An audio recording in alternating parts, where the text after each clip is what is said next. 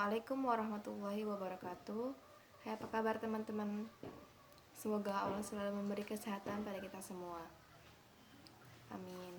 Perkenalkan, nama saya Sri Widiawati dari Teknologi Hasil Pertanian, Fakultas Teknologi Pertanian, Universitas Jambi. Pada videoku kali ini, aku akan menjelaskan materi mengenai penggunaan teknologi dalam memajukan peradaban menurut pandangan Islam. Yang kedua, konsep akhlak dan adab dan pengaruhnya terhadap peradaban manusia. Nah, kita akan bahas dulu yang pertama, yaitu apa sih peradaban dan teknologi itu? Peradaban yaitu bagian dari kebudayaan yang halus, indah, maju, dan tinggi. Peradaban juga diartikan sebagai kumpulan identitas terluas dari semua hasil budaya manusia yang mencakup seluruh aspek kehidupan manusia, iptek, yang diidentifikasi dari unsur objektif umum seperti bahasa, sejarah, agama, kebiasaan, institusi, ataupun identifikasi diri yang subjektif. Maka masyarakat yang memiliki kebudayaan tersebut disebut telah mempunyai peradaban yang tinggi. Kita bahas yang kedua, apa sih teknologi itu? Nah, teknologi adalah seluruh sarana untuk menyediakan barang-barang yang diperlukan bagi kelangsungan dan kenyamanan hidup manusia itu sendiri. Nah, Islam merupakan sebuah agama yang berkembang dari abad ke abad. Islam selalu melakukan perubahan dari segi kebudayaan ataupun peradaban. Pada masa sekarang, Islam telah masuk pada era abad modern. Pada periode ini menjadi tolak ukur bagi pertumbuhan dan perkembangan Islam serta sebagai usaha untuk melestarikan nilai-nilai yang terkandung dalam ajaran-ajaran Islam baik dalam segi kebudayaan maupun peradabannya. Perkembangan itu banyak dipengaruhi oleh munculnya cendekiawan muslim yang mampu menelaah dan mengkaji syariat Islam serta mampu menyebarkan kepada masyarakat luas dengan kemasan yang sangat baik sehingga mudah diterimanya. Perkembangan teknologi ini berkembang sangat pesat dan cepat. Perubahan-perubahan yang terjadi pada teknologi ini mengharuskan kita untuk menguasai iptek dengan alasan negara. Kita tidak dikuasai dengan teknologi yang ada dan dapat bersaing dengan negara-negara lain. Semakin tinggi iptek dan semakin majunya peradaban, maka tuntutan kerja semakin tinggi dan kompetitif. Nah, sekarang kita sudah memasuki era revolusi industri 4.0, di mana semua elemen kehidupan berbasis teknologi yang bahkan beberapa pekerjaan manusia sudah mulai tergantikan oleh adanya teknologi tersebut, mengharuskan kita untuk memperbaiki diri menjadi lebih baik dan juga meningkatkan daya saing.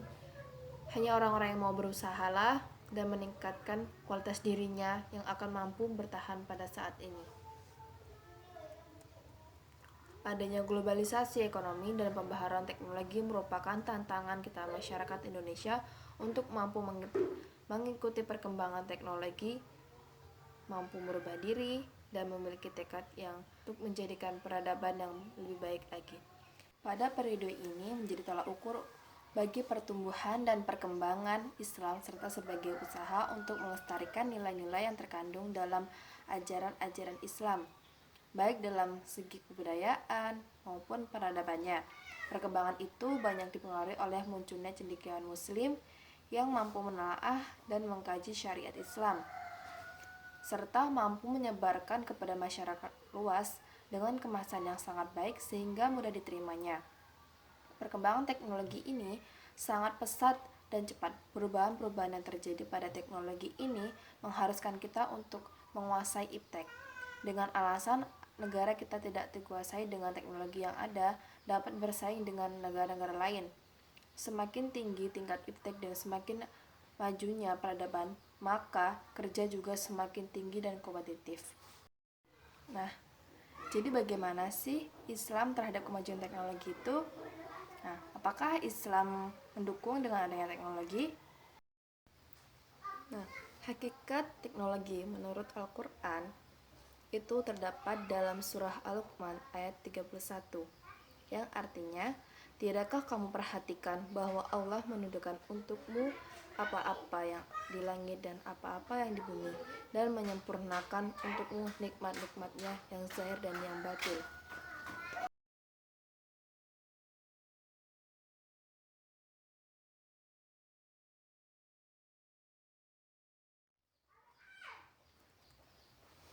Maksudnya, dalam surah Al-Luqman, bahwa alam ditundukkan Allah pada manusia, bukan manusia yang menundukkannya melalui teknologi seperti dalam kepercayaan barat sekuler. Teknologi pada hakikatnya adalah bagian dari penyempurnaan nikmat-nikmat Allah pada manusia, baik yaitu yang eksternal.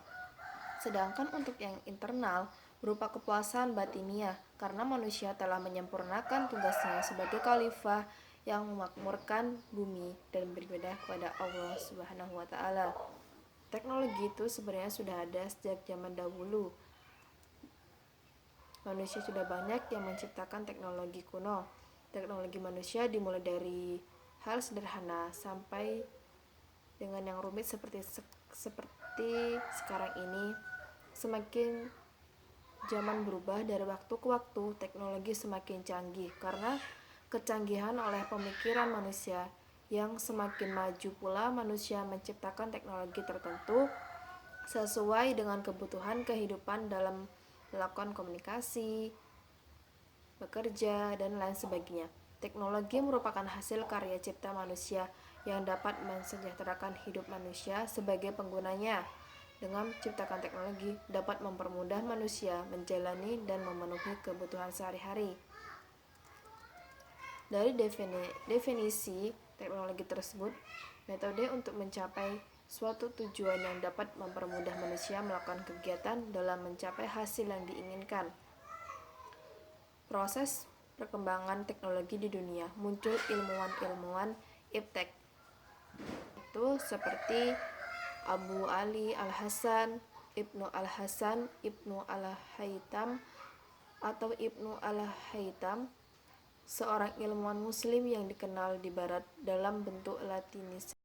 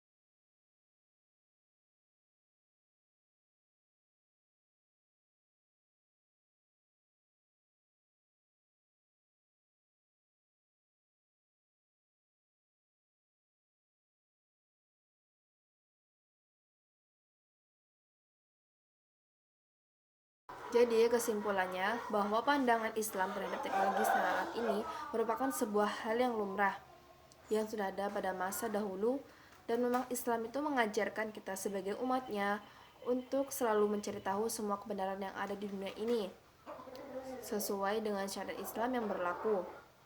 Dan Islam tidak pernah menutup diri untuk menerima modernisasi dari sebuah perkembangan zaman.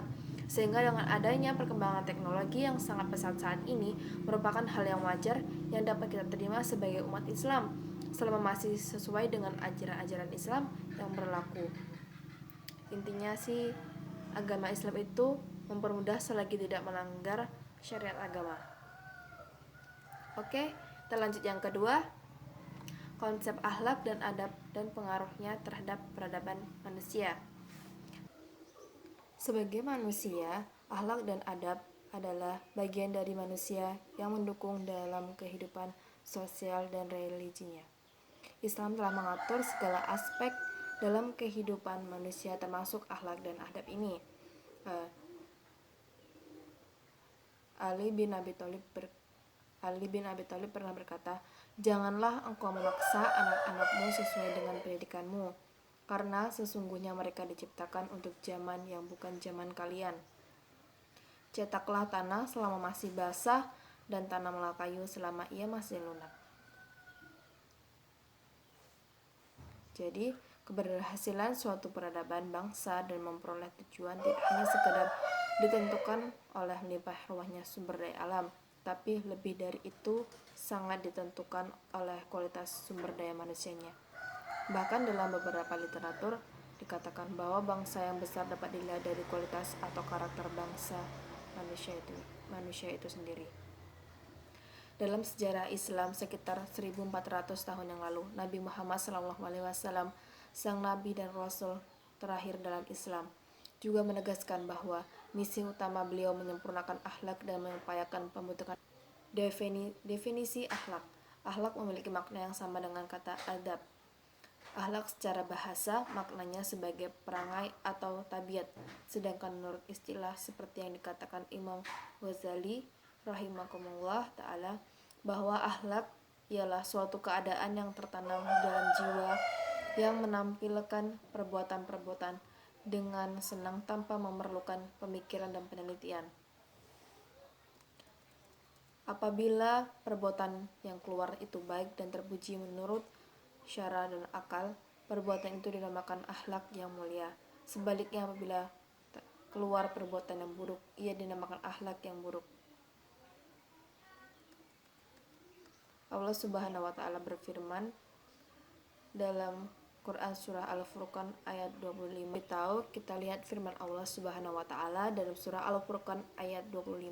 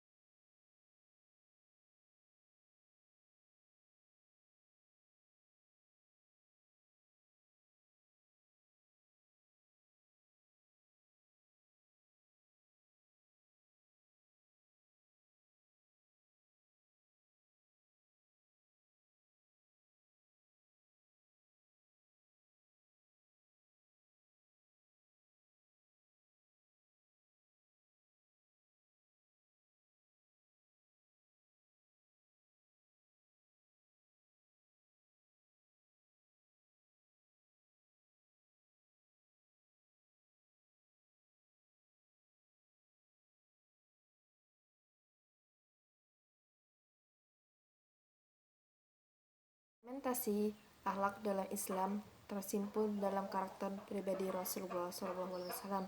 Dalam pribadi Rasul bersama nilai akhlak yang mulia lagi agung. Baik Al-Quran maupun Sunnah telah menjelaskan bahwa dalam diri Rasulullah tersimpan dan terpancar suri tauladan yang baik. Dalam surah Al-Ahzab ayat 21.